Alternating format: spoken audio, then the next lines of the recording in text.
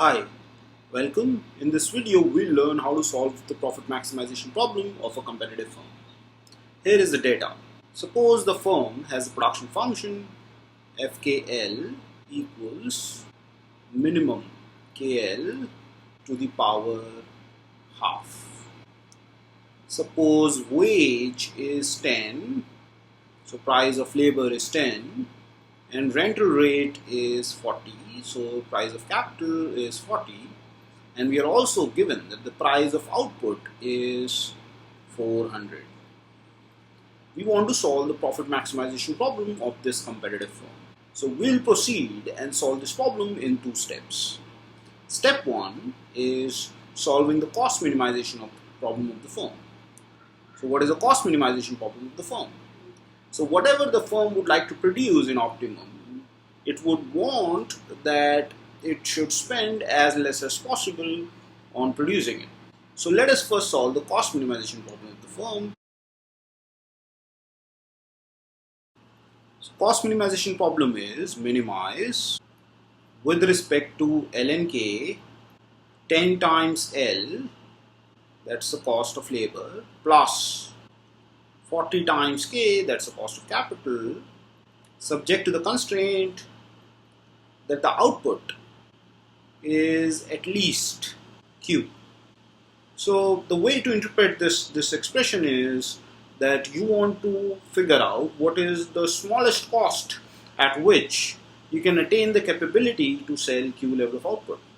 Or basically, if you want to sell Q level of output, then what is the minimum cost combination of labor and capital that can achieve this for you? So let us inspect the constraint first. If you want to look at the constraint, we can rewrite this constraint as minimum LK is greater than or equal to Q square, because I can take this square both sides and I'm going to get this. This particular expression can be broken into two constraints. L is greater than or equal to Q square and K is greater than or equal to Q square, because if the smaller of the two is greater than or equal to Q square, then both of them must be greater than or equal to Q square. And if both of them are greater than or equal to Q square, then the smaller one must be greater than or equal to Q square. So these are three identical ways in which we can write the constraint. Now if you just look at this third one, okay, L greater than or equal to Q square, K greater than or equal to Q square, and if you just replace the first two constraints by the third one, okay, then this problem, the solution to this problem becomes very clear. Because now what is the cost? Cost is 10L plus 40K. Now you want to minimize 10L plus 40K. So since cost is increasing in the use of input labor and capital, so you would want to use the smallest possible labor and capital that satisfy this constraint. So the solution to this particular problem is straightforward, that L must be Q square and K must be Q square, because that's the smallest possible labor and capital that satisfy these two constraints. Consequently, we are going to get the optimal cost of attaining the capability to sell Q level of output is 10 times Q square plus 40 times Q square. So the cost function of the firm is CQ equals 10 times Q square, that's the cost on labor, plus 40 times Q square, that is the cost on capital, which is 50 times Q square. Once we have the cost, now we want to solve the profit maximization problem. So we have the cost, and we know that this firm is facing 400 as the price of its output.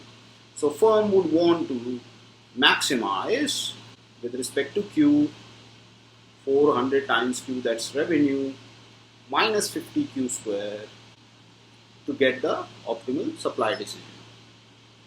This is a nice concave function with usual good properties, so we can just differentiate it, equate it to 0, and find the optimal supply.